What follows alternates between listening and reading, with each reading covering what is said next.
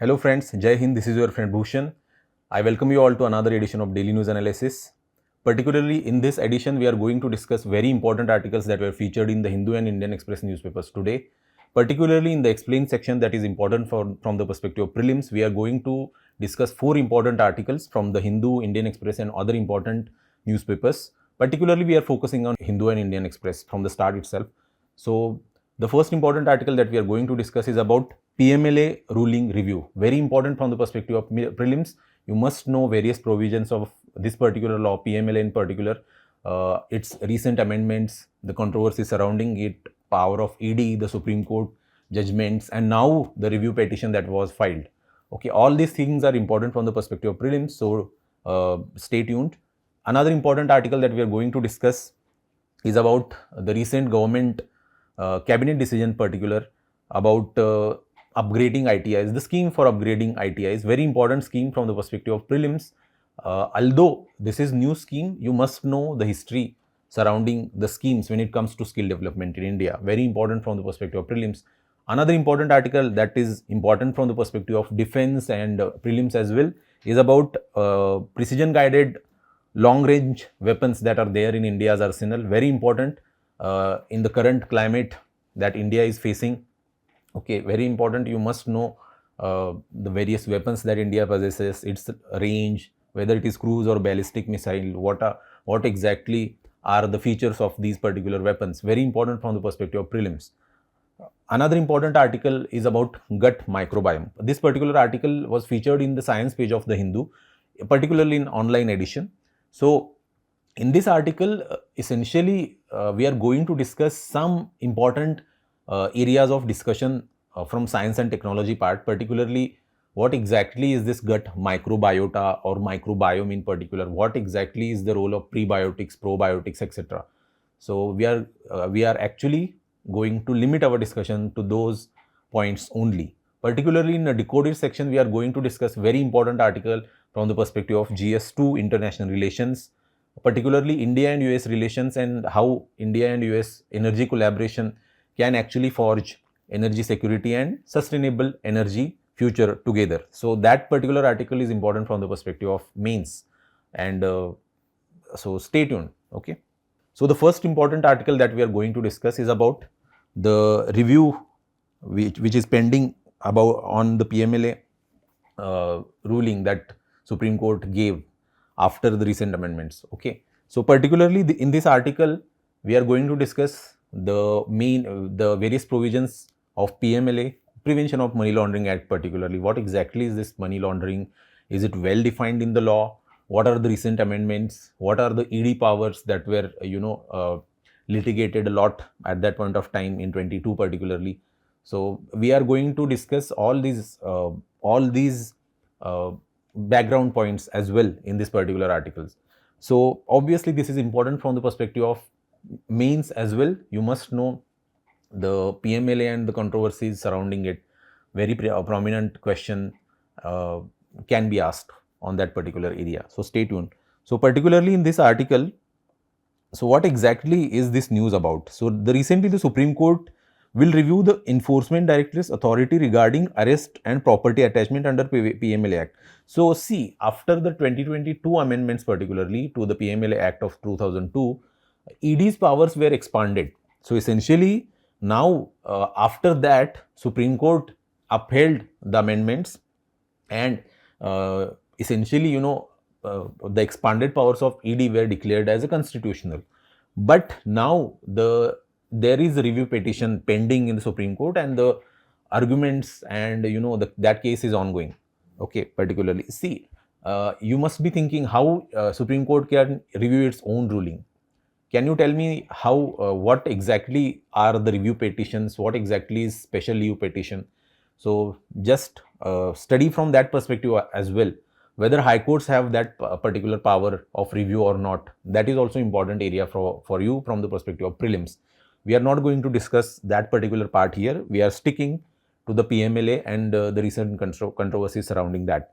So, particularly the 2022 verdict which upheld the amendments to PMLA Act, what it gave is, it gave ED broad powers of arrest, summons and search. It also place the burden of proving innocence on the accused. Generally, it is reverse in the criminal justice system. Okay, the burden of proof is always on the prosecution. Okay, but in the ED cases, particularly in the PMLA cases, the burden of proof is always on the accused. So rather than the prosecution, as I said, it is reverse of the general law. The center has said that the review must be limited to 2 issues. Particularly, the center has also filed the objections now, and the center is requesting Supreme Court to limit its review to 2 particular issues. So what are those issues? The right of the accused to copy of the enforcement case information report. See, this ECIR is very, very important. How ECIR is different from FIR? That is very important area of discussion as well. So you must know the main difference points. Okay, particularly. By the way, when it comes to FIR, we have 0 FIR as well. So we have the recent criminal justice reforms, particularly in those particularly reformed laws. We have 0 FIR now? Very important from the perspective of prelims. You must know what exactly is 0 FIR as well, and how this ECIR, enforcement case information report, is different from FIR. Okay, that area is also very, very important from the perspective of prelims.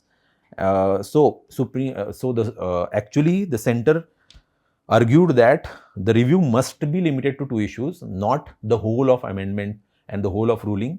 What are those 2 issues? Enforcement case information report and the right of the whether accused can have the access to this ECIR report beforehand, like FIRs. FIR in normal crime, sort of. And second most important issue of limitation is reversal of the burden of proof. Okay, so essentially whether burden of proof can be reversed from accused to prosecution. So now the Supreme Court, particularly these 2 issues will be litigated when it comes to PMLA and its amendments. Okay. So let's see what exactly is this PMLA Act. Okay, we are briefly going to discuss some important provisions of the Act itself from the perspective of prelims. That is important.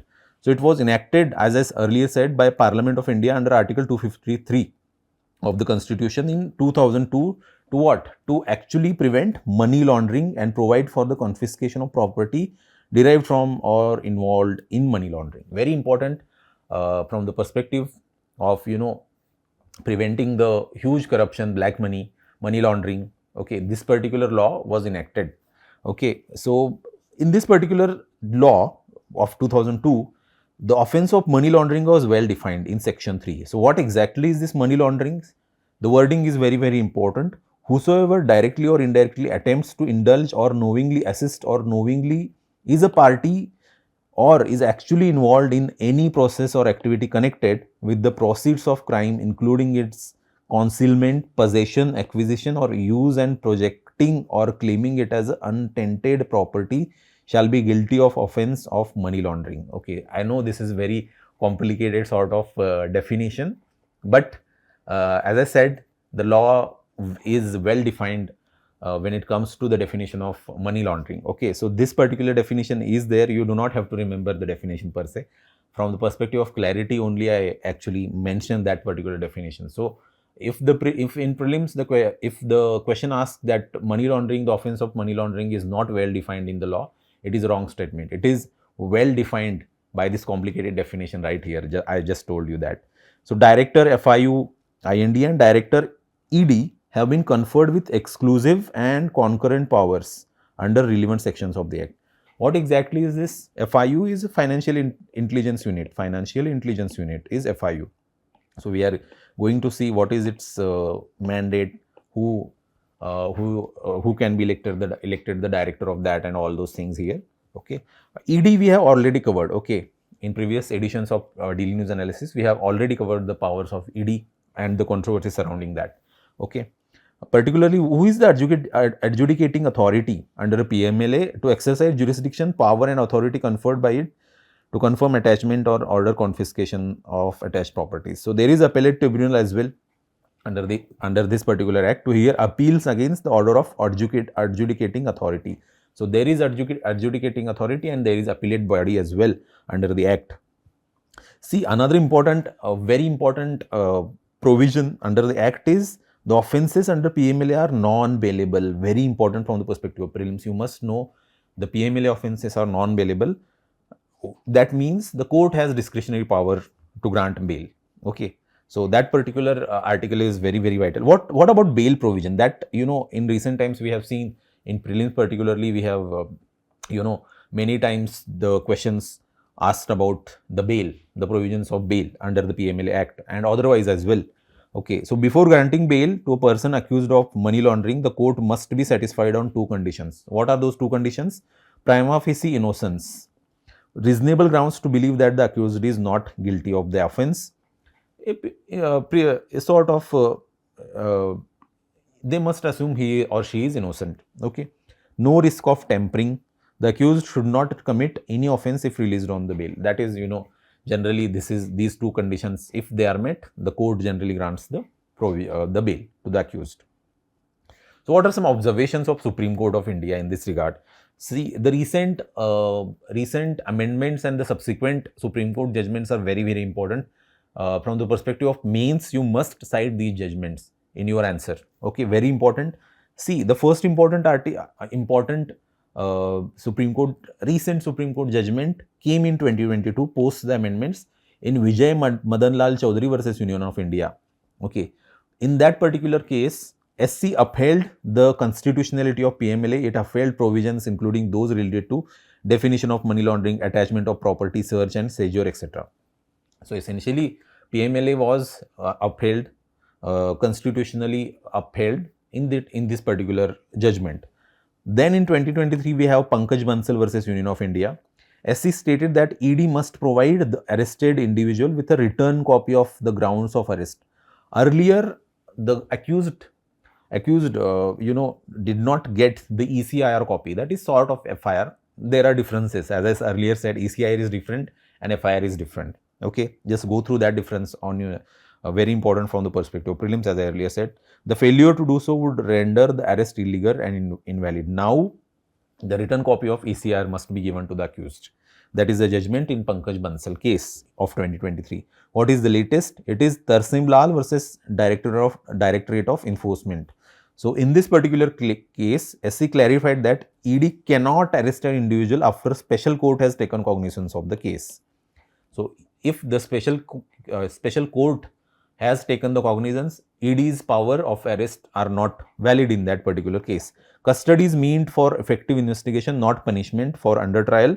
The court's decision creates a meaningful check on ED's power, particularly after the 2022 amendments to the PMLA. The ED's powers were expanded, as we earlier discussed. This particular judgment here tries a little bit of check on those excessive powers of ED, because we have seen the misuse of ED's powers. So here particularly, it discusses the various aspects related to ED. As I said, it has already been covered, so we are not going to discuss this particular issue here. Financial Intelligence Unit is very, very important here. See, it is a specialized financial law enforcement and economic intelligence agency of India. What exactly is this organization or unit? It functions under the administrative control of Department of Revenue, Union Ministry of Finance. So, it is under Ministry of Finance. You must remember that. Financial Intelligence Unit is under Ministry of Finance, particularly Department of Revenue. Okay. Enforce the provisions of FEMA, PMLA, Fugitive Economic Offenders Act and sponsoring agency under the Conservation of Foreign Exchange and Prevention of Smuggling Activities Act of 1974. So, essentially they have broad power under FEMA, PMLA, Fugitive Economic Offenders Act, etc. Okay. So, this is about FIU. So, just comment your answer in the comment section for this particular question here. Very interesting, very important question from the perspective of prelims. The second important article that we are going to discuss is very important from the perspective of you knowing the various government schemes which are in news. So, what is the latest when it comes to government news? Is the cabinet announcing the scheme particularly for ITIs, particularly to promote skill in the youth.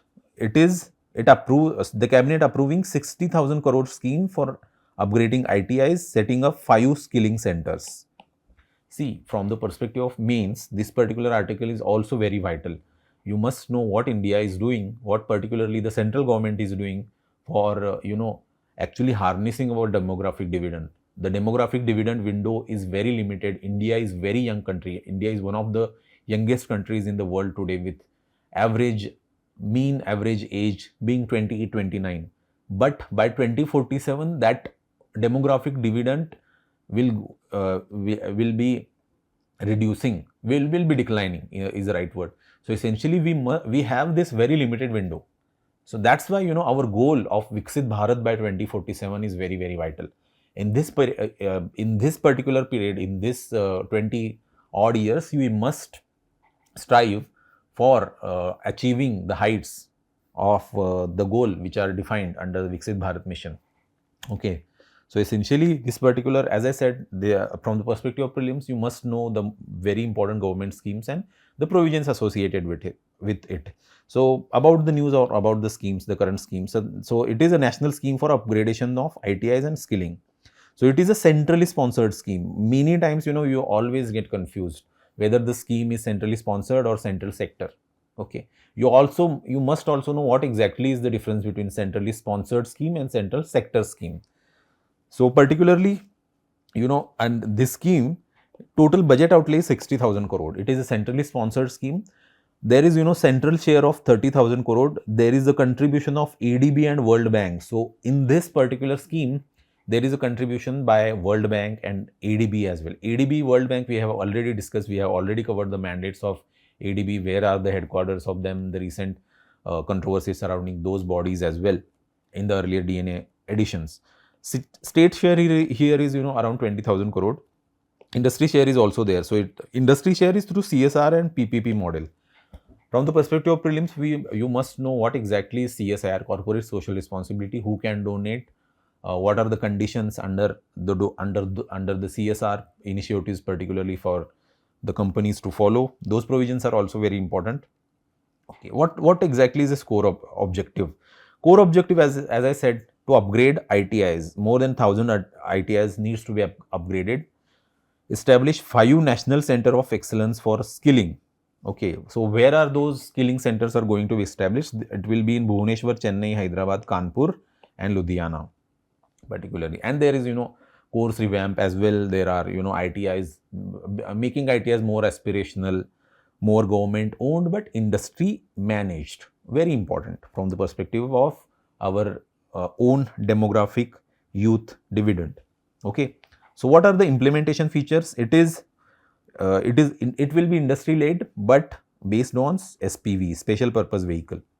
Okay. As I said, there are 50,000 trainers as well to receive pre-service and in-service training of trainers. Okay. So those are some provisions, not that important from the perspective of prelims, but expected outcome. What is the expected outcome? 20 lakh youth to be skilled over the years, over the 5-year period in particular.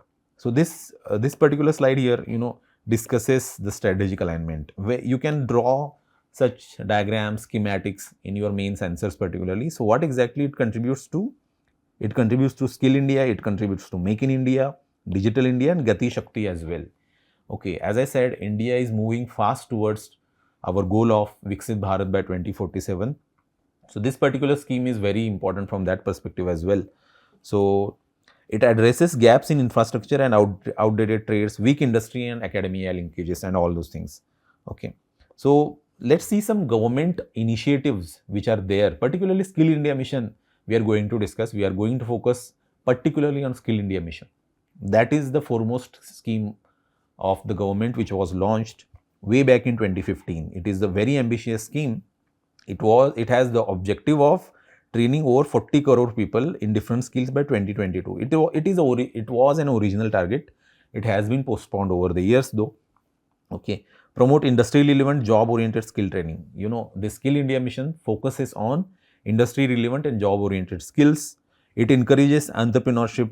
It encourages, sort of skill development at school and higher vocational education level as well. Okay. It enhances the recognition of prior learning and certification of informal skills. Very important provision. This is the foremost, provision on which the UPSC can ask the questions in prelims. Okay.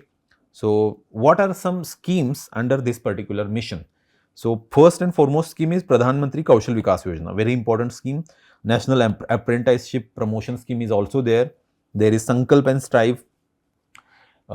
So particularly in Sankalp and Strive, the scheme under Skill India Mission, which multinational agency is involved or which multinational agency is funding?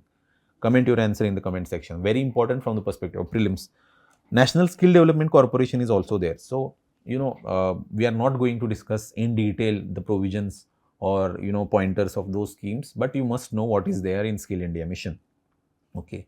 So, as I said, you do not have to go too deep into it. This slide here particularly addresses some important points of those important schemes under Skill India Mission. So, go through them, very important from the perspective of prelims particularly.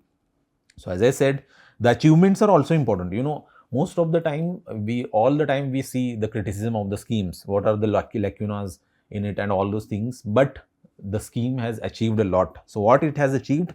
It has achieved over 1.5 crore youth skill development in these years under particularly PMKVY scheme, Pradhan Mantri Kaushal Vikas Yojana. More than 700 Pradhan Mantri Kaushal Kendras were established. Over 1 crore apprenticeships were facilitated, and there are multiple MOUs with countries like Germany, UAE, etc. under the scheme as well. There is digital skilling platforms such as eSkill India, Bharat Skills as well. So those are some achievements. So you must know the achievements from the perspective of mains, which is very, very vital. See, what is the latest? So there is a PM Vishwakarma scheme. So there is Spurti as well. So you must know both these schemes. Particularly, we are going to discuss only one here, PM Vishwakarma particularly. This is central scheme by the Ministry of MSME. It was launched in 23. What is the aim of this particular PM Vishwakarma scheme? It aims to support traditional artisans and craftspeople from 18 trades such as carpenters, blacksmiths, cobblers, potters, tailors and toy makers. Budget is around 13,000 crore and it is the budget outlay which is there for the period of 5 years, 23 to 28. So these are some key features of the scheme, not that much important from the perspective of prelims. Okay. So this is the practice question for you. Comment your answer in the comment section. So the third important article that we are going to discuss, which is very important from the perspective of prelims, from the perspective of defense, is about precision guided long range weapons. So what are some precision guided weapons that India possesses now that India is giving the befitting reply to the Pakistani terror attack particularly? So as I said, you must know the specificities of all these weapons, important from the perspective of prelims. So let's dive into it. So as I said, the backdrop is again the India's recent response. So in it particularly, it is, you must have heard that India has used hammer. What exactly is this hammer? It is highly agile, maneuverable munition extended range. It is sort of a bomb. So it is an air to ground precision guided weapon system. It has a range of 70 kilometer, and it can also be fitted to bombs and various guided systems. So it is a precision munition which is maneuverable to a certain extent. It has a range of 70 kilometer, built by French Aerospace. So hammer is built by French Aerospace company Safran's. So it is a product of Safran. You can see the model here of hammer particularly. It can be used for precision strikes. So that's what India has done. It has precisely targeted the terror hideouts in the Pakistan in recent attacks. Okay, the system is autonomous and insensitive to jamming and can be launched from low altitude over rough terrain. That's why India has used it. Okay, so because essentially that terrain is very rough at the same time, it should not be sensitive to jamming, because most of the time the Pakistani military may be patrolling that particular area as well. But at the same time, it should be autonomous and it should be launched from low altitude.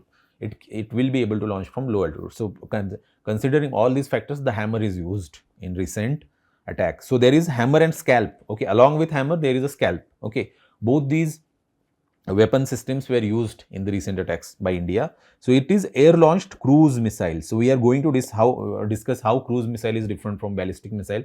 UPSC has already asked PYQ question on that in 23.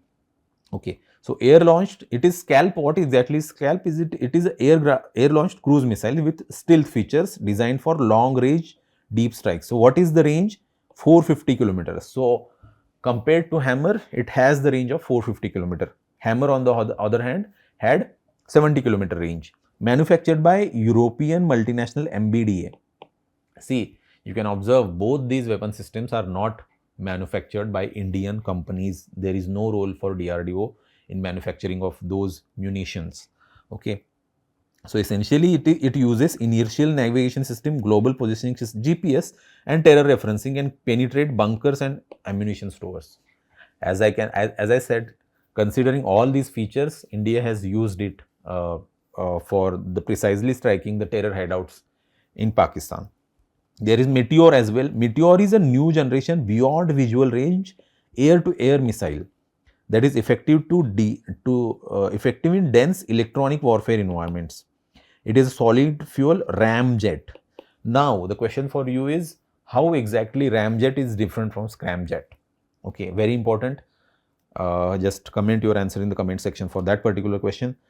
Ramjet mode provides it with thrust to the target intercept and thus largest no escape zone of air-to-air missile system. See, you must know the range and who produced that particular missile and all those things. Whether it is ballistic or cruise is another area important from you for the perspective of prelims. Okay, so there is Meteor as well, and most famous BrahMos is also there. So BrahMos, as you know, supersonic cruise missiles. So why, what exactly is this supersonic? What is the meaning of supersonic? There is subsonic as well, and there are hypersonic missiles as well. So essentially, when it comes to the wording here, it is a comparison to the speed of light, and it is measured in Mach. So this BrahMos is supersonic cruise missile. So BrahMos is a cruise missile, that you must know. It is built by BrahMos Aerospace, a joint venture between India's DRDO and Russia's NPO. Okay, so it is a joint venture between India and Russia, that you already must be knowing it.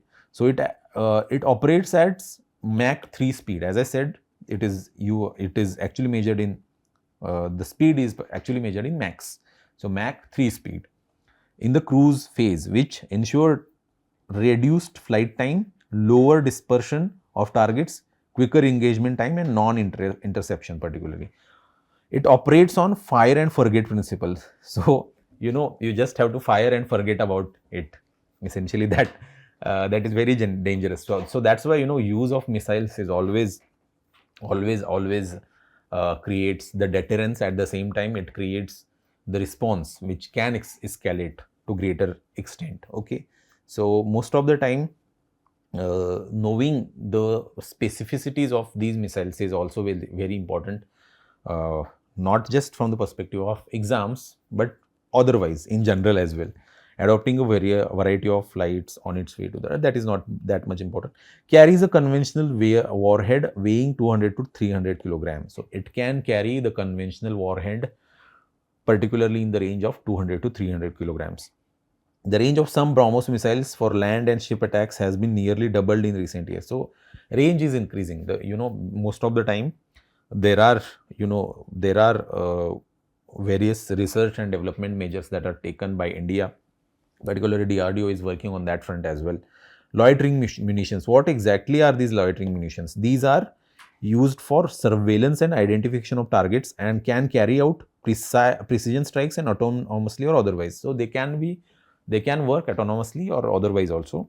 Loitering munitions differ from traditional weapons by their ability to hover and search for targets before engaging, offering a more precise and flexible attack capability. Indigenously developed Nagastra 1 is loitering munitions. You can see the schematics here.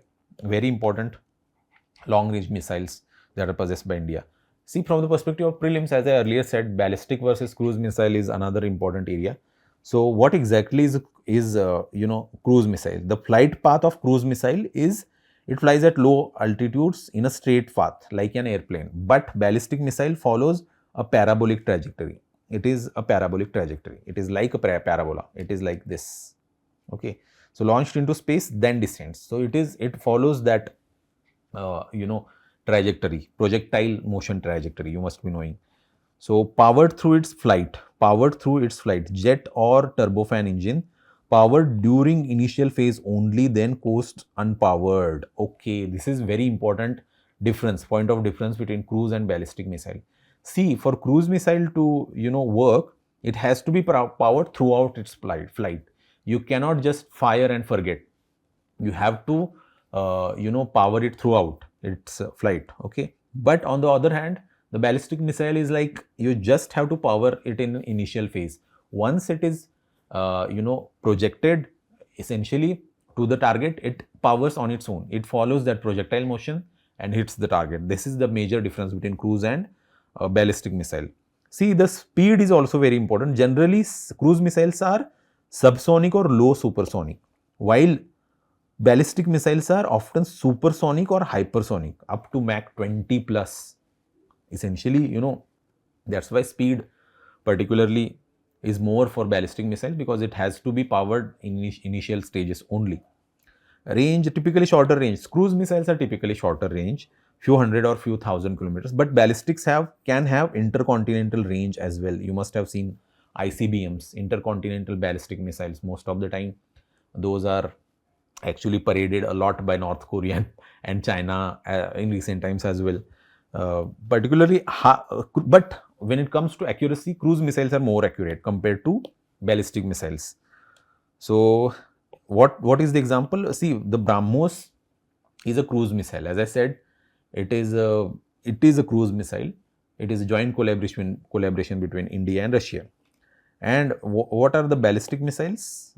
Example wise, Agni series in India particularly is a ballistic missile. We have seen the recent developments, Agni 3, Agni 4 as well. Okay, this is the practice question for you. As I said, this is a PYQ which was featured in the prelims paper of 2023. Comment your answer in the comment section.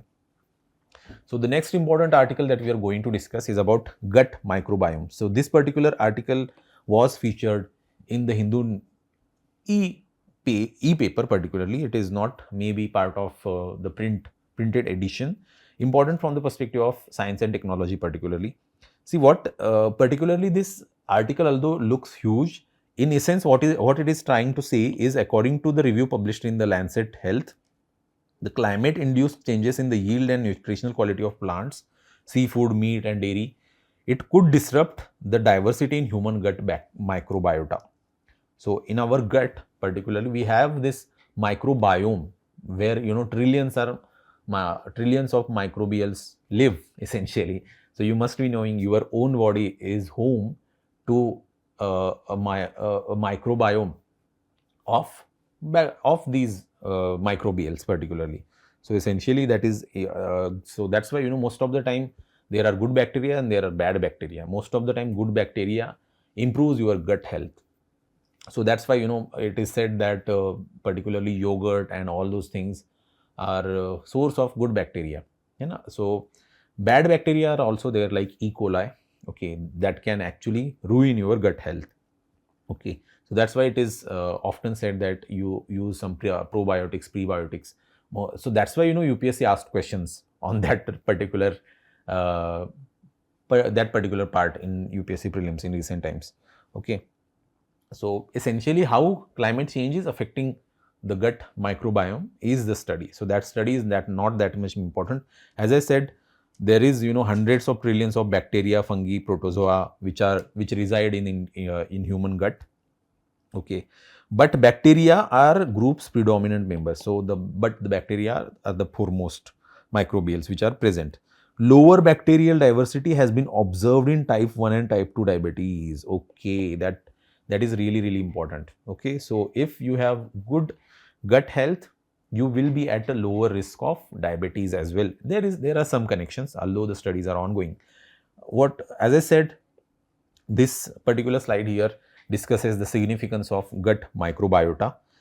So what exactly this microbiome does? It does help in digestion and nutrient absorptions.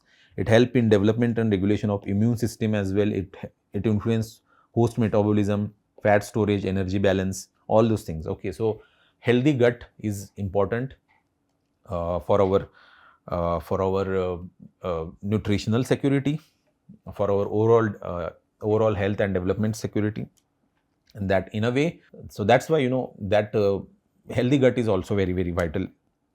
Okay, so as I said, E. coli is essentially a rod shaped bacterium naturally reside in intestines of humans and animals.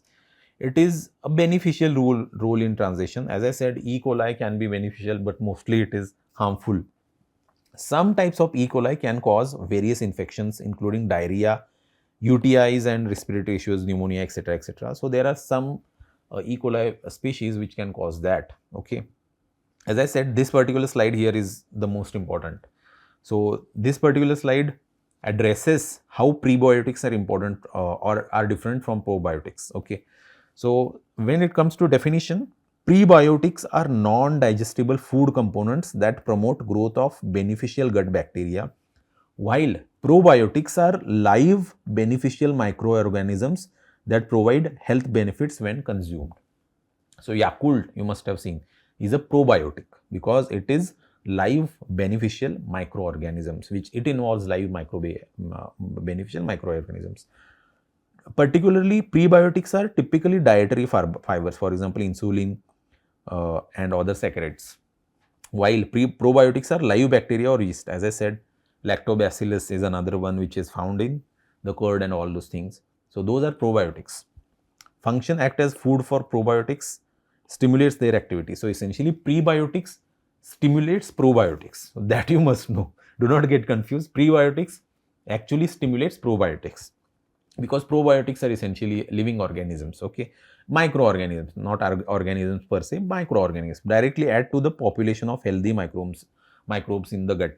So probiotic, when consumed, they actually directly add to the good bacteria count in your gut. That's why they tend to improve our gut health. So essentially, prebiotics, essentially improve digestive health. Both of them actually improve digestive health, gut health. Okay.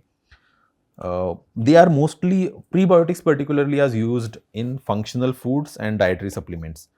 Particularly, probiotics are found or rather used in fermented foods and probiotic supplements. There are probiotic supplements. As I said, Yakult is one example of probiotic. This is the practice question for you from the perspective of prelims. Very important. Comment your answer in the comment section.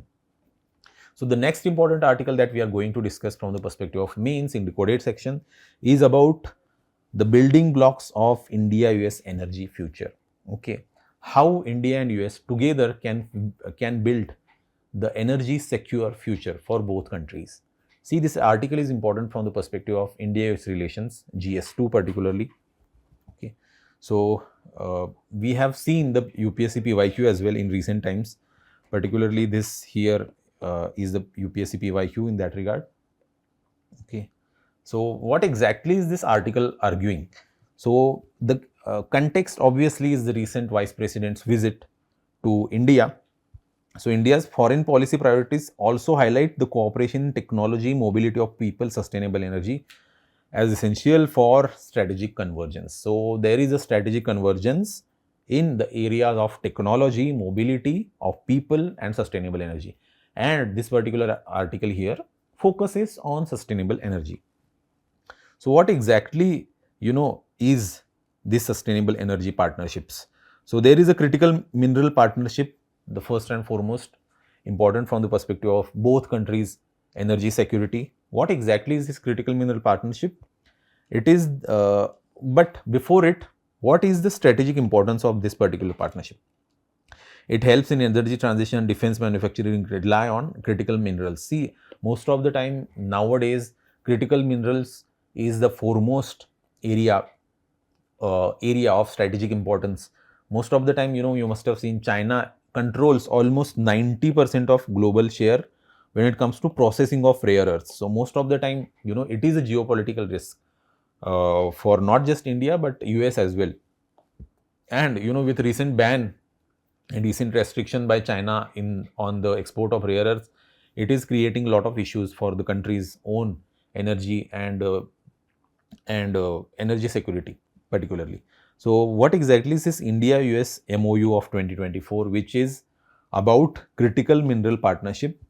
Essentially, it aims to diversify and secure supply chains for critical minerals. So, essentially, this MOU, which was signed way back in 24, tries to actually improve the energy security in a way. It tries to diversify the supply chains for critical minerals away from China. It is a framework for long-term strategic and economic cooperation. So, you can see the three pillars of partnership here. It is cross-sectoral integration, there is multilateral collaboration, and there is infrastructure and governance. So, particularly when it comes to cross-sectoral integration, minerals particularly, essentially are important not just in from the perspective of defense, but electronics as well, green technology, semiconductors. In all these areas, India and US are collaborating so that they can enable technology exchange and industrial synergy. Multilateral collaboration, it is move beyond bilateralism to leverage Quad partners. So, they can involve Quad as well. Quad particularly, you must know, already be knowing, India, US, Japan and Australia constitutes Quad. So, the partnership can go beyond bilateral as well. Proposals include, what are some proposals? Include proposals in critical mineral partnership. India-US Critical Minerals Consortium, joint exploration and processing in Africa, South America and Southeast Asia. Use India's Mineral Security Partnership membership, MSP membership particularly. So, the third important area of that particular partnership is infrastructure and governance. So, create a dedicated India-US mineral exchange. So, we are discussing here critical mineral partnership. So, third important is the collaboration in infrastructure and governance. So, the author suggests creation of dedicated India-US mineral exchange, real-time digital platform for trade, investment and supply chain collaboration. It can use blockchain-based traceability system, similar to EU's battery passport, so that there can be updates and there can be precision when it comes to targeting the right areas. Joint strategic stockpiles, inspired by India's strategic petroleum reserves. So, where are India's strategic petroleum reserve? Just comment your answer in the comment section for that particular question. US National Defense Stockpile is also there. So, you can actually have the collaboration between the two, ensure resilience in supply chains. The author proposes a 20-year strategic roadmap with interim targets, data sharing protocols, workforce development and R&D through reforms like ICET. You must have seen ICET, Initiative for Critical and Emerging Technologies, very important from the perspective of India-US collaboration. So, this is the area where author suggests some new innovative ideas. So, it suggests 20-year strategic roadmap. You can use such suggestions in your answers so that your answers can be much more enriched. So, apart from critical mineral partnership, India and US can collaborate on nuclear energy collaborations as well. See, from the perspective of low carbon future and stable sustainable energy security, India has to diversify to nuclear as well.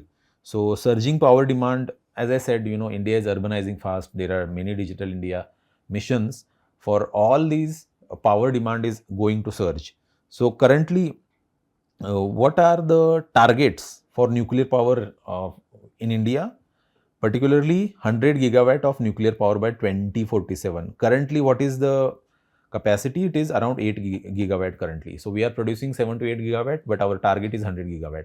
So, essentially, we have to invest heavily in the nuclear as well, as we are already investing so much in renewable energy, particularly solar and wind. So, it could rise to 200 gigawatt by 2070 for net zero alignment. Okay.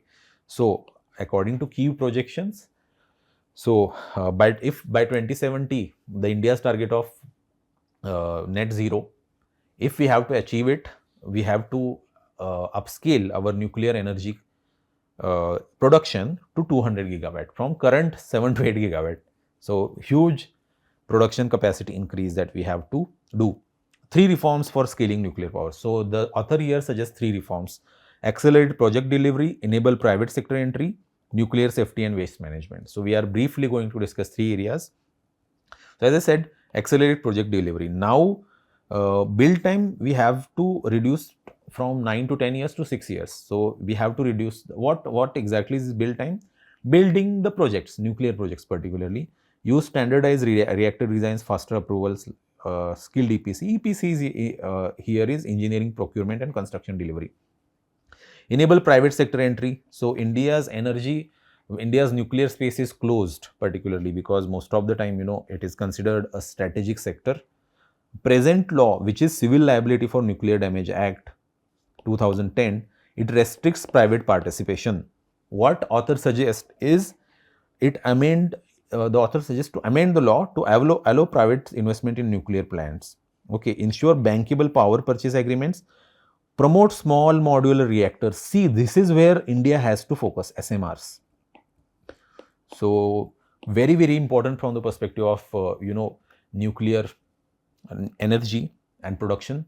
So SMR particularly SMR particularly requires lower capital expenditure. It can use AI data centers, green hydrogen, steel production, etc., etc. Okay, so SMR technology is very, very vital. Many times, L&T and Tata Consulting is also investing in that, actually developing that particular technology. See, most of the time, when it comes to nuclear energy production and power program particularly, safety and waste management is often a problem. So what author suggests is to prioritize centralized waste management, decommissioning plans, and again use SMRs, not huge or large projects, but SMRs can be effective solution for the waste management issue in nuclear energy. Require small exclusion zones, air cooling, ideal for water scarce region. SMR is also ideal for water scarce region. As you know, most of the time nuclear power plant requires huge amount of water as well. But SMRs on the other hand, they can be utilized in water scarce regions as well. India can become a global manufacturing hub for SMRs. Okay, as I said, SMR is very, very vital here. So what exactly is this geopolitical and economic significance of these issues? IMF particularly in its recent report said that there is a global uncertainty due to tariff and supply chain risk. India and US can participate and provide the reliable partnership for what? For energy resilience, strategic autonomy and technological collaboration. So in all these areas, this partnership is going to bloom. As I said, this partnership can provide resilient, energy secure future for both the countries. So there can be technological collaboration, energy collaboration and strategic autonomy. It will promote strategic autonomy to a certain extent as well. So see, but in this particular arena, the strategic and complementary strengths are also important. India possesses growing demand, skilled workforce, geopolitical centrality, while US has capital, cutting edge technology and established nuclear industry. So both can complement and secure for both the countries sustainable energy future. Okay. So to conclude, long-term institutionalized India-US energy partnership is obviously needed, particularly in the areas of critical mineral, nuclear power, data governance and defense supply chains. For what? To meet both nations' economic and strategic objectives and to support India's vision of Viksit Bharat by 2047 and to strengthen position in the emerging multipolar global order. That's why energy security is the foremost for both the countries, and with these collaborations and the innovative solutions suggested by author, we can have the energy future together with India. So this particular here is the practice question for you to write. Comment your answer in the comment section, or you can write the whole answer as well. If you understood the article correctly, you will be able to answer this particular question. So that's it from my side. Stay tuned for another edition of Daily News Analysis tomorrow, and like, share and subscribe to our YouTube channel. Thank you.